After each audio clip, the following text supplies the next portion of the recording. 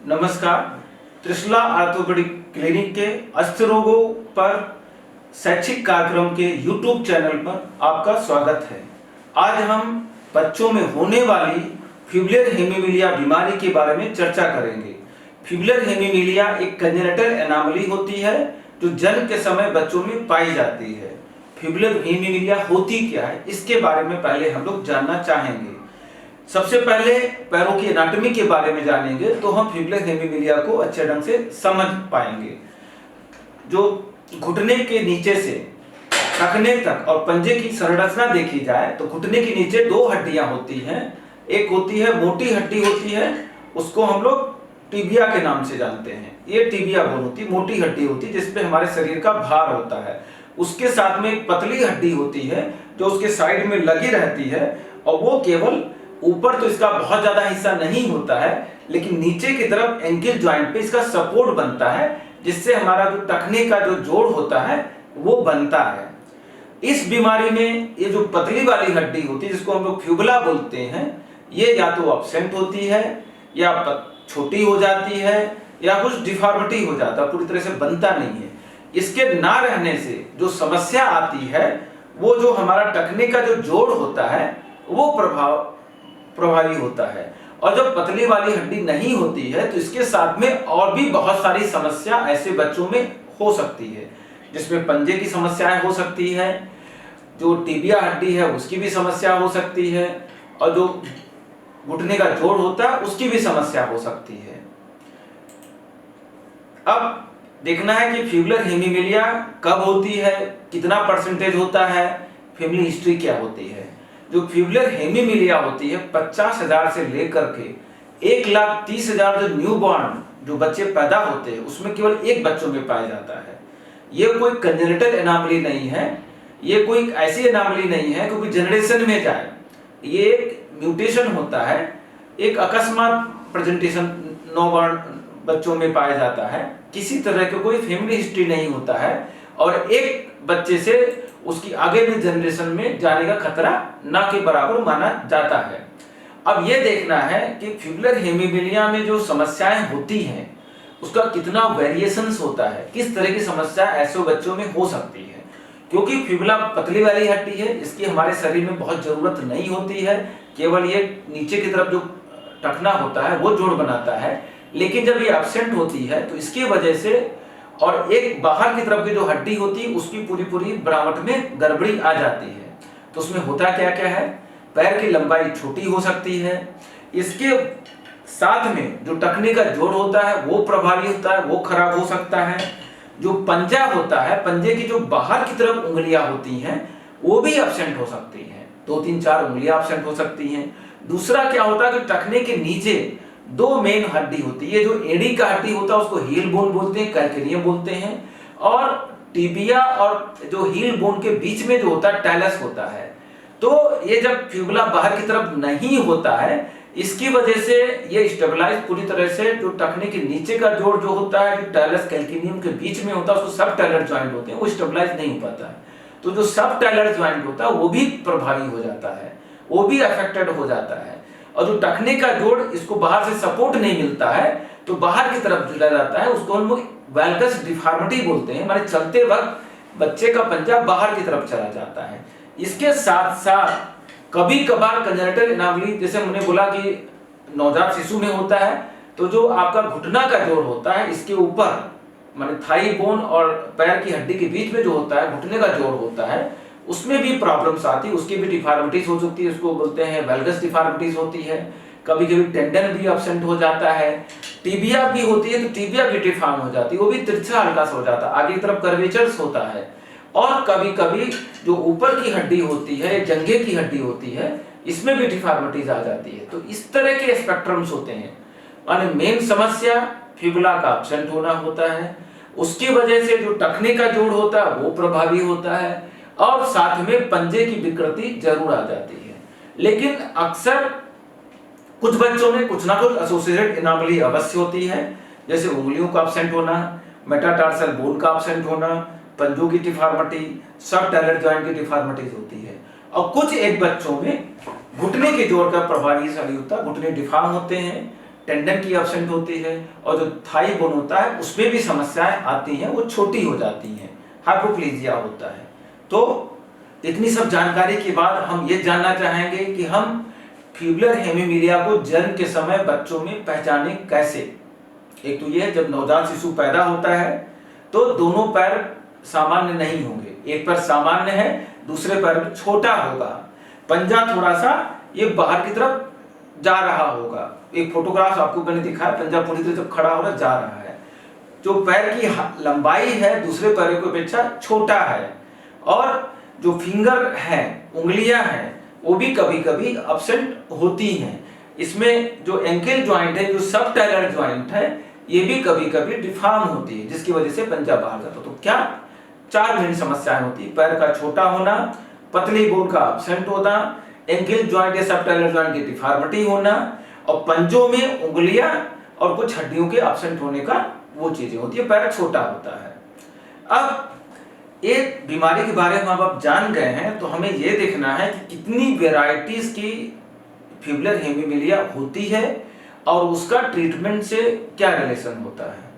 तो medical science बहुत आगे बढ़ गया है, बहुत सारे तरह के क्लासिफिकेशन के बारे में बताया गया है, लेकिन जो ड्रॉड पहले हैं वो यूएसए फ्लोरिडा के हैं, इन्होंने तमाम कंजेनिटल एनोमली का क्लासिफिकेशन दिया।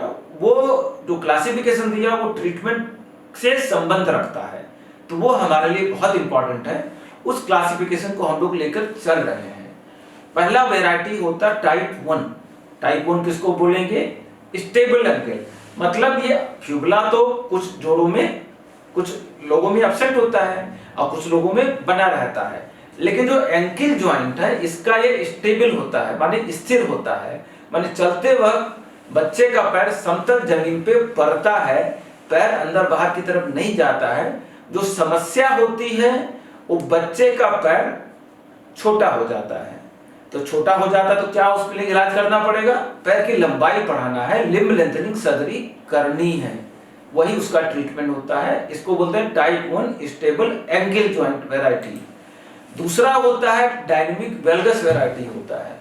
डायनेमिक वेल्गस वैरायटी क्यों होगा? डायनेमिक वेल्गस में क्या होता है, फ्यूबुला एब्सेंट है या फ्यूबुला का बहुत छोटा सा हिस्सा है, एंकल ज्वाइंट को सपोर्ट नहीं मिल पाता है। नॉर्मली तो वो देखने में लगता है बहुत ठीक है, लेकिन जब भी बच्चा खड़ा होता है पूरा एंकल ज्वाइंट ये बाहर को भाग जाता है, मतलब ऐसे की तरफ भाग जाता है।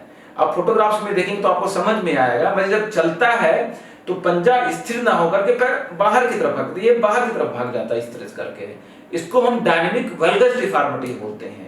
और इस समस्या में अक्सर पंजा ऊपर की तरफ गति कम करता है। जब भी हम जैसे नॉर्मली क्या होता है कि पंजा ऊपर और नीचे दोनों तरफ चलता है, लेकिन इस डिफॉर्मिटी में जो पंजा होता है ऊपर की तरफ कम जाता है। क्यों कम जाता है? क्योंकि जो हमने आपको बताया कि टैलस बोन होती है और हील बोन को कैल्केनियम बोलते हैं। जो टैलस बोन और एंकल ज्वाइंट जो ये होता है हमारा टखने की जड़ होता है, जो टिबिया हड्डी के बीच में होता है, इसमें गोलाकार स्ट्रक्चर होता है, तो वो लगभग फ्लैट होता है।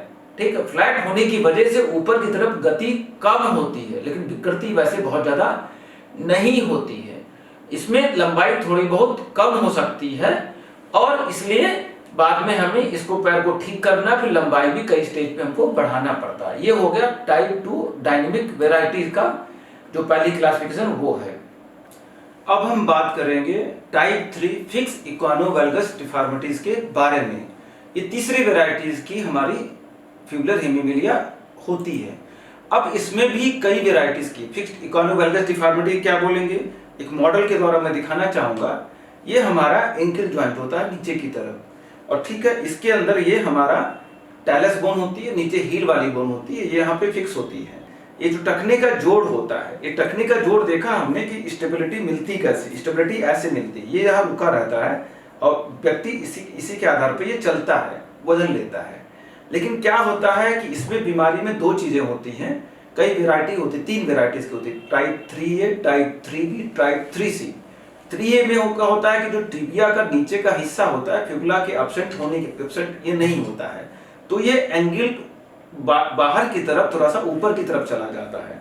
तो इसमें क्या होगा, ये पैर ऐसे की तरफ चलेगा, पैर बाहर की तरफ पूरा पंजा चला जाएगा।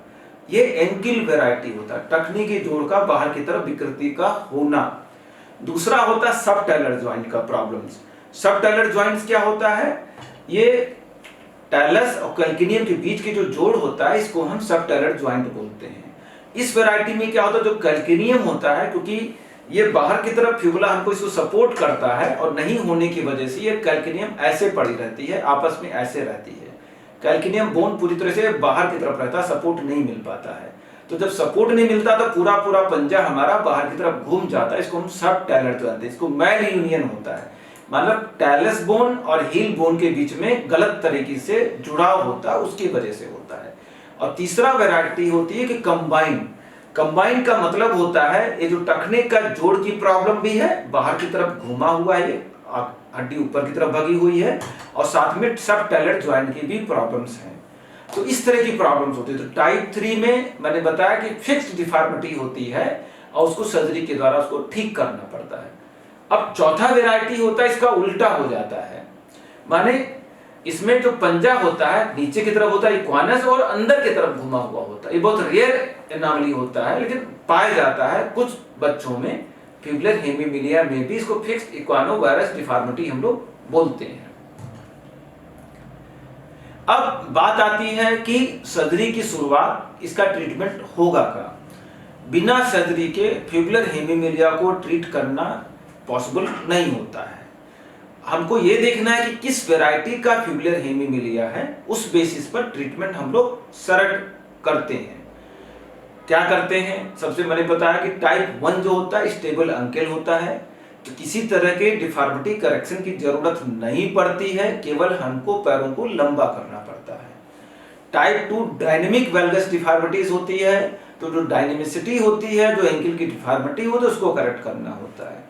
टाइप 3 जो होता है वो फिक्स डिफॉर्मिटी होती है, तो एंकल हो, सबटैलर ज्वाइंट हो, डिफॉर्मिटी उसको करेक्ट करना है, फिर लिम्ब लेंथनिंग करना है। टाइप 4 इक्वानोवायरस है, उसको उसी अकॉर्डिंग करना पड़ता है।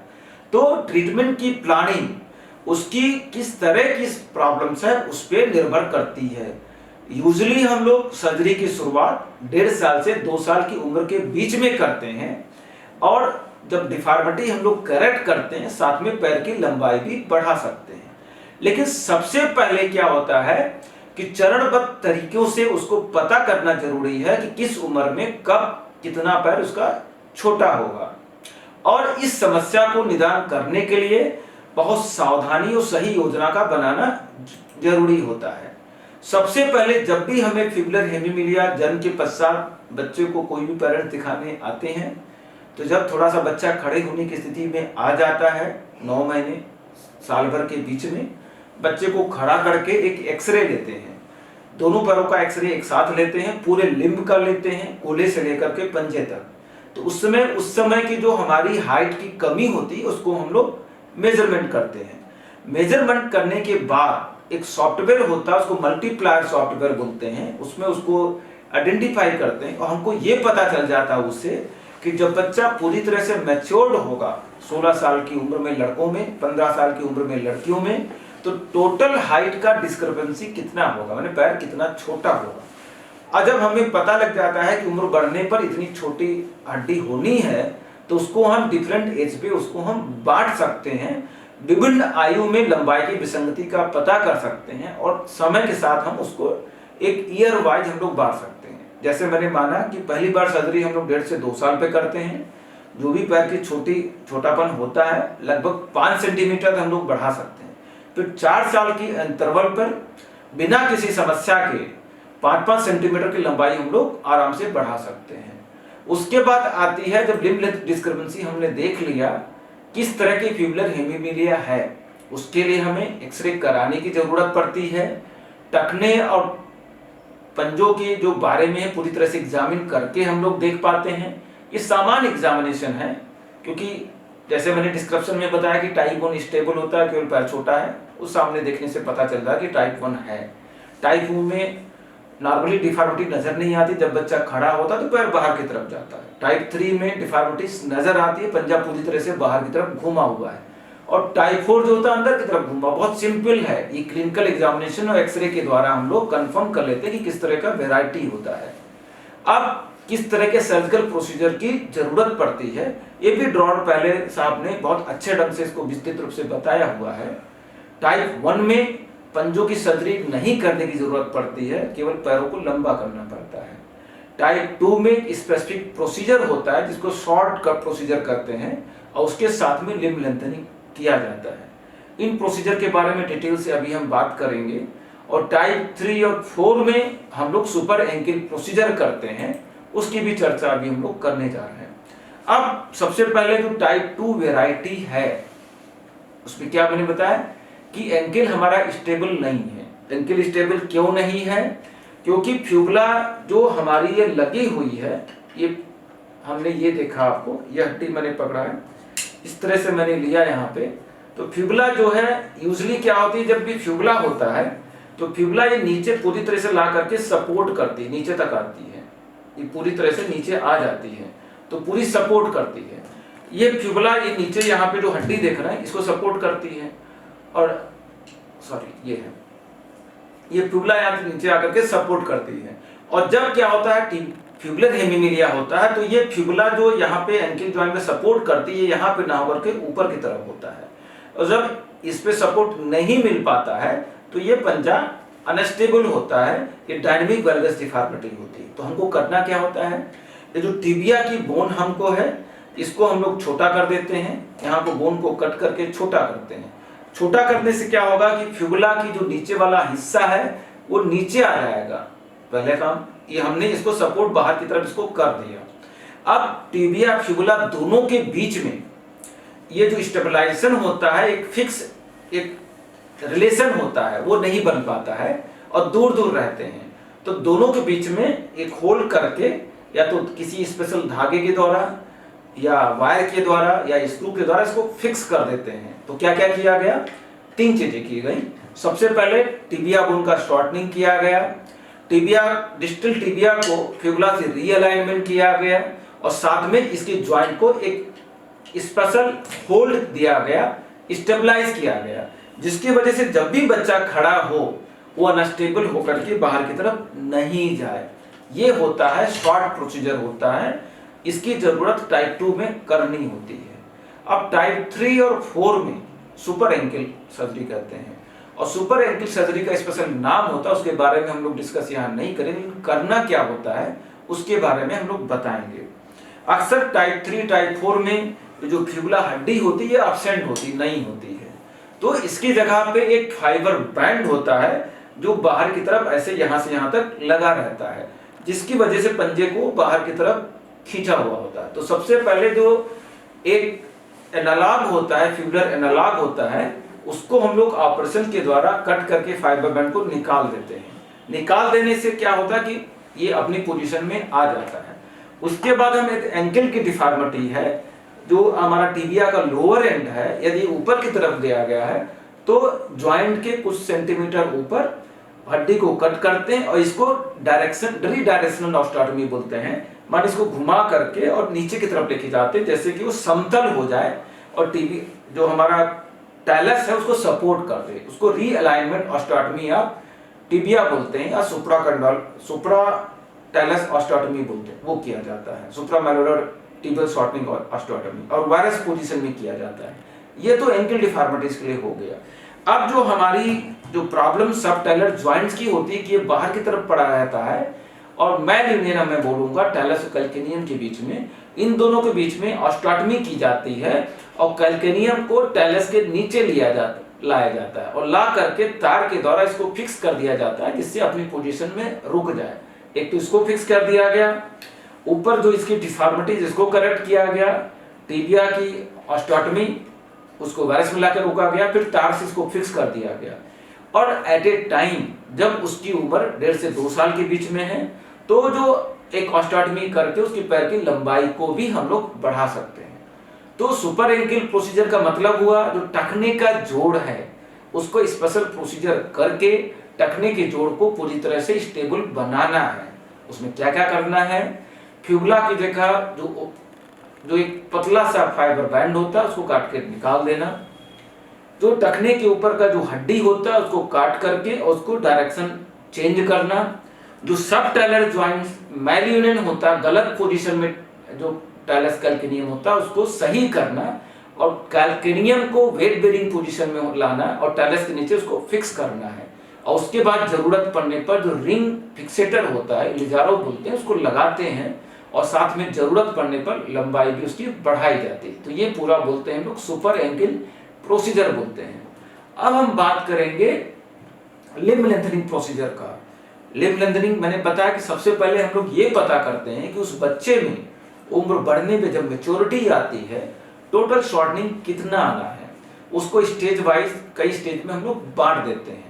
स्टेज वाइज का मतलब क्या हुआ, क्योंकि जब पहला ऑपरेशन हम 1.5 से 2 साल पे करते हैं तो एट ए टाइम हम लोग 4 से 5 सेंटीमीटर तक लंबाई टिबिया की बढ़ा सकते हैं बिना किसी कॉम्प्लिकेशन के।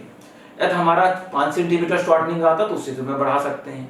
यदि मान के चले कि 15 सेंटीमीटर की शॉर्टनिंग एडल्टहुड में आनी है तो 5 सेंटीमीटर उस उम्र में बढ़ाया, 5 सेंटीमीटर 4 साल बाद मतलब 6 साल की उम्र में बढ़ा दिया और 5 सेंटीमीटर 10 साल पे बढ़ा सकते हैं। जब लंबाई में डिस्क्रिपेंसी बहुत ज्यादा होती है तो 3 लंबाई बढ़ाने के बाद यदि बच्चे की हाइट की लंबाई बहुत अच्छी खासी आनी है तो सामान्य पैर को, मतलब जिस पैर में प्रॉब्लम्स नहीं है उसमें एक तरह का जो इप्फाइसिस होती है जहाँ पे हमारा ग्रोथ होता है फीमर और टिबिया में, वहाँ पे एक विशेष प्रकार की प्लेट होती है, उसको 8 प्लेट बोलते हैं, दोनों तरफ से लगा दिया जाए तो उस हड्डी का ग्रोथ रुक जाता है, उससे भी दोनों पैरों को हम लोग बराबर कर लेते हैं।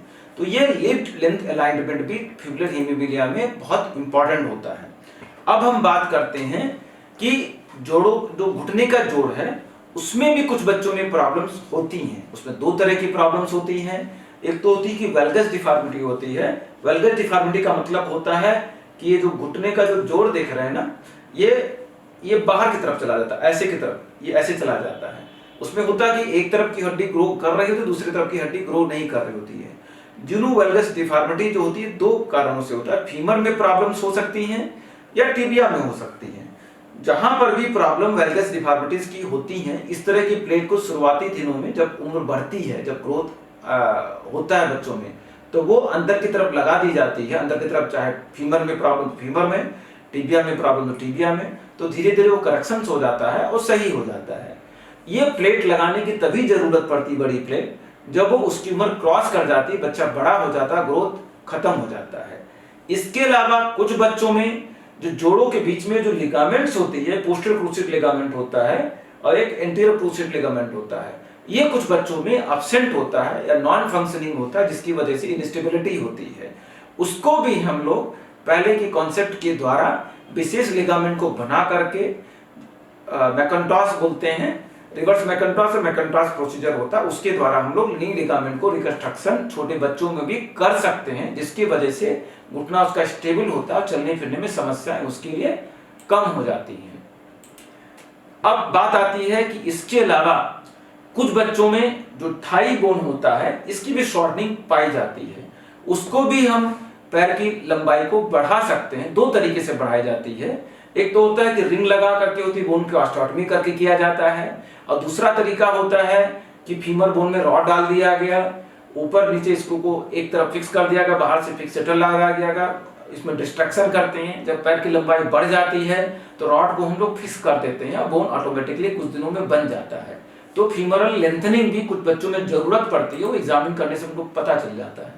अब बात करेंगे, ये सब प्रोसीजर्स होते हैं तो अक्सर अभिभावकों के दिमाग में चीजें आती हैं कि ऐसे प्रोसीजर के कुछ कॉम्प्लिकेशन भी होते होंगे। देखिए, कॉम्प्लिकेशन तो हर प्रोसीजर का होता है, लेकिन सही ढंग से इसका किया जाए तो कॉम्प्लिकेशन के रेट कम हो जाते हैं। लेकिन कुछ बच्चों में क्या होता है कि पंजों की उंगलियां एब्सेंट होती हैं या सही ढंग से रहती नहीं है, डिफॉर्मिटीज होती है, उसकी वजह से दर्द होता है, कैलोसिटी होता है, चलने फिरने में पेन होता है, जिसको हम लोग सर्जरी के द्वारा या विशेष प्रकार के शूज के द्वारा हम लोग ठीक कर सकते हैं। अब हम लोग बातें करते हैं कुछ केसेस के बारे में। केसेस तो बहुत सारे हैं, लेकिन उसमें 2 केसेस के बारे में हम लोग बात करेंगे। एक 2 साल का बच्चा आपके सामने फोटोग्राफ्स में है, जिसको फिब्युलर हेमिमिलिया था, टाइप 3C था। टाइप 3C का मतलब जो मैंने बताया, उसमें एंकिल जॉइंट में भी प्रॉब्लम थी, सब टाइलर जॉइंट में प्रॉब्लम थी। और शॉर्टनिंग भी उसका ज्यादा था, बहुत सीवियर फुट डिफॉर्मिटी थी, केवल 3 उंगलियां उसको बच्चे को थी। उसको जो सुपर एंकिल अप्रोच होता है उसके द्वारा ऑपरेशन किया गया 2 साल की उम्र में। उसी समय लिम्ब लेंथनिंग का भी प्लानिंग किया गया इलिजारो के द्वारा, और अब उसकी उम्र लगभग 6 साल हो गई है। वो चल सकता है, दौड़ सकता है, भाग सकता है, एंकिल और सब टेलर जॉइंट पूरी तरह स्टेबल है, घुटना स्टेबल है, किसी तरह की कोई समस्या नहीं है और पेनलेस है, कोई प्रॉब्लम नहीं है। जबकि उसका जो मैंने बताया था कि एंकिल जो डार्सी फ्लेक्शन होता है बहुत कम होता है उसमें कुछ बच्चों में, क्योंकि ये फ्लैट था उसका, लेकिन दौड़ने भागने में किसी तरह की उसको कोई समस्या नहीं है। दूसरा केस में टाइप 1 के बारे में बताना चाहूंगा। वो जल्दी रिकॉग्नाइज बहुत कम बच्चों में जल्दी हो पाता है क्योंकि पैर छोटा होता, लोग उसको इग्नोर कर देते हैं। उसका एक्सरे कराया गया, 13 साल उसकी उम्र थी, उसको शॉर्टनिंग थी, उसको 8 सेंटीमीटर था, ये टाइप 1 था। दौड़ना, चलना, भागना, पढ़ाई लिखाई करना सब सामान्य था, उसकी समस्या केवल शॉर्टनिंग की थी। तो उसको लिम्ब लेंथनिंग शुरुआत में किया गया और फिर उम्र थोड़ा सा बढ़ी तो उसके बाद हम लोगों ने फाइसिस के दौड़ उस पे 2 स्क्रू लगाए गए, उससे दोनों पैर उसके बराबर लेंथ का हो गया, स्टेबल हो गया, चलना फिरना, पैर का मूवमेंट सब कुछ सामान्य हो गया। तो ये स्टेबल टाइप 1 वेराइटी था जो कि लिम्ब लेंथनिंग की जरूरत थी, लिम्ब अलाइनमेंट की जरूरत थी। 2 स्टेज में किया गया, पहले लिम्ब लेंथनिंग किया गया और फिर जो थोड़ा छोटा 3 सेंटीमीटर का स्पेस बचा हुआ था दूसरे पैर में स्क्रू लगाकर उसको बराबर कर दिया गया। तो ये चीजें होती हैं। अब बात करेंगे कि फ्यूबुलर हेमिलिया के लिए जो रिकंस्ट्रक्शन होता है वो कैसे होता है, सब चीजें मैंने बात किया। पहले क्या होता था, अक्सर ऐसे बच्चों में पंजे में क्या होता था, ये माना जाता था कि 5 उंगलियां होती है, 2 उंगली वाले बच्चे नहीं चल पाएंगे, 3 उंगली वाले चलने में समस्याएं आएंगी। तो अक्सर ऐसे बच्चों को ये पूरे पूरे पंजे को यहाँ से एंकल जॉइंट से निकाल दिया जाता था और ये जो फ्लैप होता है इसको बंद कर दिया जाता था। ये जो फोटोग्राफ्स में आपको सामने दिख रहा है इसको साइन एम्पुटेशन बोलते हैं और साथ में प्रोस्थेसिस दे दी जाती थी। लेकिन ऐसे बच्चों को प्रोस्थेसिस जीवन पर्यंत पहनना पड़ता है और प्रोस्थेसिस बार बार बदलने की जरूरत पड़ती है। तो अक्सर ऐसे फैमिली अक्सर इसको एक्सेप्ट नहीं कर पाते हैं। लेकिन जो आजकल की नई तकनीकी आ गई है, पहले के द्वारा जो हमारा फुट की प्रॉब्लम्स हैं, एंकल जॉइंट की प्रॉब्लम्स हैं, जो सब टेलर जॉइंट की इंस्टेबिलिटी है, लिगामेंट की इंस्टेबिलिटी प्रॉब्लम्स है, उन सबको ऑपरेशन के द्वारा ठीक कर दिया जाए तो बच्चा अपना सामान्य पैर लेकर के चलना, भागना, दौड़ना सब स्थिति कर सकता है, बशर्ते किसमें कई स्टेज में सर्जिकल प्रोसीजर किया जाता है।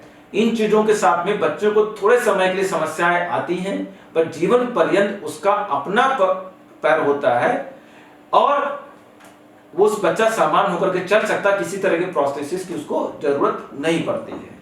तो अंत में मैं यही बताना चाहूंगा, आपकी नजर में, आपके घर परिवार में कहीं दूर में किसी बच्चे का पैर छोटा है, हो सकता है उसको फ्यूबुलर हेमिमिलिया हो। फ्यूबुलर हेमिमिलिया के इलाज के लिए बाल अस्त्र रोग विशेषज्ञ पीडियाट्रिक ऑर्थोपेडिक सर्जन से संपर्क करके इलाज के बारे में चर्चा करें। वो किस तरह का है, कैसे उसका सर्जिकल रिकंस्ट्रक्शन होना है, किसी सर्जन से उसका इलाज कराते हैं तो आपको जानकारी लेना बहुत सख्त जरूरत है, क्योंकि पहले रिकंस्ट्रक्शन जो कॉन्सेप्ट है उसके बारे में उसको नॉलेज है तो आप बच्चों का इलाज कराएं और बच्चों को एक सामान्य लाइफ, चलने फिरने लायक उसको पैर दे सकते हैं। उसका अपना खुद का अपना पैर होगा, किसी तरह के प्रोस्थेसिस पहनने की उसको जरूरत नहीं होगी। नमस्कार।